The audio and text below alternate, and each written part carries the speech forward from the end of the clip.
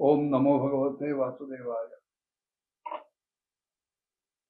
6 महिने आपल्या देहाशी कठोर होऊन निष्ठुर होऊन ध्रुवानं जी तपश्चर्या केली, त्या तपश्चर्येचं, त्या साधनेचं फळ म्हणून भगवान महाविष्णू जे त्याच्या हृदयात होते, ध्यानात होते, ते समोर उभे राहिले. अलीकडच्या क्षणापर्यंत आपल्या हृदयात अंतर्दृष्टीमध्ये असलेले भगवान अचानक अदृश्य झाल्याचं कळल्यावर ध्रुव बेचैन झाला आणि ज्यांना तो आज एकाग्र दृष्टीने बघत होता ते गेले कुठे बघायला म्हणून त्यांनी डोळे उघडले. तो समोर साक्षात सगुण साकारामध्ये भगवान महाविष्णू उभे आणि ते समोर उभे राहिल्यानंतर ज्या कारणासाठी इतकी कठोर साधना केली ते कारण सांगावं ना मोकळेपणाने. पण भगवंताचं ते सगुण साकार रूप बघितलं, अतिशय विलोभनीय असं रूप बघितलं, मोहक रूप बघितलं आणि ध्रुवाला शब्दच फुटेना. अत्यंत स्तब्ध होऊन तो त्यांच्याकडे बघत राहिला आणि नंतर जेव्हा भगवंतानं आपला तो शंख ध्रुवाच्या गालाला लावला, त्याचा स्पर्श केला, तेव्हा तो बोलायला लागला. ही कथा 4थ्या स्कंधाच्या 9व्या अध्यायात मैत्रेय विदुरांना सांगताय. ध्रुवानं केलेली ही जी स्तुती आहे ही 12 श्लोकांमधली स्तुती आहे. त्याला मुळात मंत्र जो दिला होता ओम नमो भगवते वासुदेवाय, हाही द्वादशाक्षरी मंत्रच आहे आणि ही स्तुती सुद्धा 12 श्लोकातलीच आहे. म्हणजे जणू काही एकेका अक्षरासाठी त्यांनी एक एक श्लोक वापरला, योजला असं म्हणायला हरकत नाही.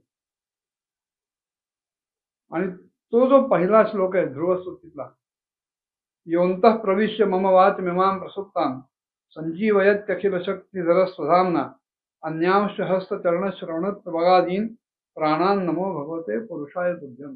भगवंता, आपण महापुरुष आहात, थोर पुरुष आहात, माझा आपल्याला नमस्कार असो. पण आपण कसे आहात? तो म्हणतोय सर्वशक्तिमान असलेल्या, सर्व समर्थ असलेल्या भगवंताना, भगवंत आपणच माझ्या अंतःकरणात शिरलात आणि आपल्या तेजामुळं माझ्या ठिकाणी जी माझी वाणी सुप्त होती, बंद होती, तिला बोलता येत नव्हतं, त्या वाणीला आपण जागृत केलं, सजीव केलं.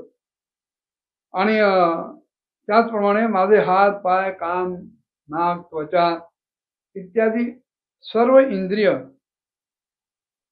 एवढंच काय माझे प्राण सुद्धा, ज्यांना आपण चेतना देता, अशा आपल्याला माझा नमस्कार असो.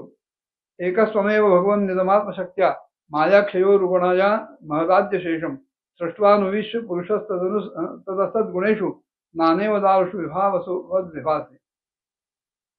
वास्तविक भगवंत आपण एकच एकात, एकमेवा द्वितीयम ब्रह्म असं श्रुती सांगते. आपण एकच एक आहात, पण तरी सुद्धा आपल्या ठिकाणची जी माया आहे त्या मायेच्या योगानं आपण, ज्या गुणमय मायेच्या योगानं महदादी सगळ्या प्रपंचाची रचना करता आणि अंतर्यामी रूपानं त्या प्रपंचामध्ये, त्या संसारामध्ये आपण प्रविष्ट होता आणि पुन्हा त्यातली जी इंद्रिय आहेत त्या इंद्रियांचे जे असत गुण आहेत त्यांच्या सुद्धा अधिष्ठात्री देवतांच्या रूपात आपणच स्थित असता आणि त्यामुळे आपण एक जरी असलात तरी अनेक रूपामध्ये भासतात. हे कसं होतं सांगू का? ध्रुव सांगतोय की वेगवेगळ्या आकाराची लाकडं असतात. खोडं, फांद्या, काटक्या, आकार वेगवेगळे आहेत. लांबी, जाडी, बाकी सगळं वेगळं आहे, रंग वेगळा आहे. पण जेव्हा त्यांना अग्नी लागतो, जेव्हा ती पेटतात, तेव्हा अग्नी जरी एक असला तरी त्या इंधनाच्या उपाधीमुळे तो वेगवेगळा भासतो. हे जसं घडावं तसं एकच एक असलेले आपण ह्या नानाविध भिन्न रूपांमध्ये आम्हाला दिसतात. तद्दत्तया वयुनयेत मध्यष्ट विश्वम सुप्त प्रबुद्ध इव नाथ भवत प्रपन्नः तस्यापवर्ग शरणं तव पादमूलम विस्मर्यते कृतविदा कथमार्थ बंधो. ध्रुव सांगतोय, भगवंता, सृष्टीच्या आरंभी ब्रह्मदेवानं सुद्धा आपलीच शरणागती पत्करली. ते तुम्हालाच शरण आले आणि आपण दिलेल्या ज्ञानाच्या प्रभावामुळं सृष्टी कशी निर्माण करावी याबद्दलचं जे आपण त्यांना ज्ञान दिलं, त्या ज्ञानामुळेच ही सृष्टी निर्माण झाली. आणि एखादा झोपलेला मनुष्य जागा होऊन उठून इकडे तिकडे बघतो, तशी ही सृष्टी त्यांना दिसायला लागली. आपण दीनबंधू आहात. आपण अतिशय दिव्य आहात, श्रेष्ठ आहात. मुक्त असलेले पुरुष सुद्धा आपल्या चरणकमलांचा आश्रय घेतात. आणि मग जो कोणी आपण केलेल्या कृपेमुळे धन्य झाला असेल, असा मनुष्य कृतज्ञतेने आपल्या चरणांपाशी येणार नाही ह्याच्यात काय असेल? नक्कीच येणार. नूनं विमुष्ट मतयस्तव माययाते ये त्वां भवाप्य विमोक्षण मन्य हेतोः अर्चन्ति कल्पकतरुं कोणको भवोग्यो निच्छन्ति यत् स्पर्शजं निर्येपि नृणाम्. शरीरामध्ये जर चेतना नसेल, प्राण नसतील, आत्मा नसेल, तर ते शरीर शवासारखंच असतं, प्रेतासारखंच असतं, मृतच असतं. पण तरी सुद्धा अशा ह्या देहाकडून जे एरवी मृत असतं, त्या देहामध्ये आपण जी काही चेतना ओतता, त्याच्यामुळं इंद्रिय आणि विषयांच्या संसर्गामुळं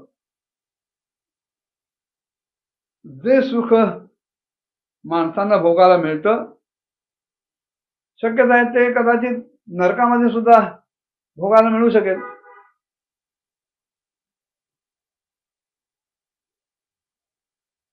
आणि जी माणसं अशा विषय सुखासाठी अत्यंत लालची असतात, हावरट असतात, ज्यांना अशा सुखांचा हव्यास असतो आणि जे नित्य जन्म मरणाच्या ह्या बंधनात अडकलेले आहेत, जखडून ठेवलेले आहेत, अशांना सुद्धा आपली उपासना एखाद्या कल्पतरूसारखी असते. भगवंताची प्राप्ती करून देणारी असते. पण ते न करता, भगवंताच्या प्राप्तीसाठी उपासना न करता अन्य विषयांच्या भोगांमध्ये अडकलेली ही माणसं जणू काही आपल्या मायेनं ठकवली गेलेली आहेत असंच म्हणायला पाहिजे. या निर्वृत्तीस अनृतांत पादपद्म ध्यानात भवज्जन कथा श्रवणेन वास्यात सा ब्रह्मणीस्व महिमन्यपि नाथ माभूत किंत्वंत कासी नुरितात पततां विमानात. ध्रुव भगवंताची स्तुती करताना सांगतोय, नाथ, आपल्या चरणकमलांचं ध्यान केल्यामुळं आणि आपल्या भक्तांची पवित्र चरित्र ऐकून अनेकांना, प्राणी असोत मनुष्य असोत, त्यांना धन्यता प्राप्त होते, त्यांच्या ठिकाणी भक्ती निर्माण होते, त्यांना आनंद प्राप्त होतो. तो आनंद प्राप्त होतो की जो दीर्घकाळपर्यंत आत्मानंदामध्ये मग्न असलेल्या योगी पुरुषांना सुद्धा मिळत नाही.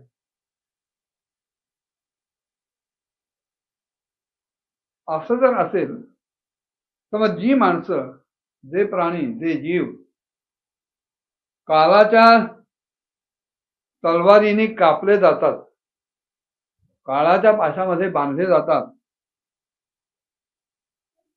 अशा त्या स्वर्गीय विमानातून खाली पडणाऱ्या पुरुषांना, त्या जीवांना आपलं ते सुख कसं मिळणार?